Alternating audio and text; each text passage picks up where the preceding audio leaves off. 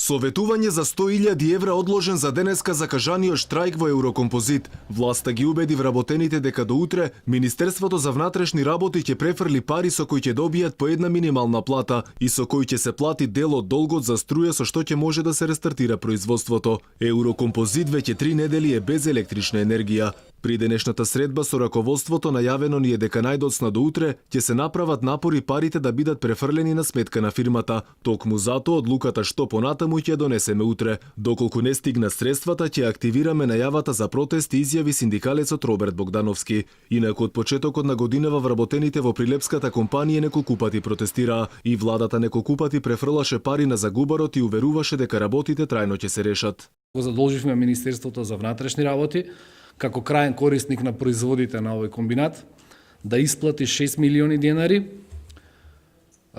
кои што ќе бидат наменети за плати на работниците и на некој начин ќе се ублажи нивната состојба до конечното решение кое што наскоро ќе биде донесено за функционирањето на овој комбинат. Вице-премиерот Кочо Андјушев завчера вети дека за еден месец дел од вработените ќе бидат прогласени за технолошки вишок и ќе добијат отпремнини, а крајно решение за загубарот најави за 1 до 2 години до кога треба да биде пронеден и стратешки партнер. Инаку вкупно 260 вработени побаруваат 20 на заостанати плати, како и придонеси за 6 години.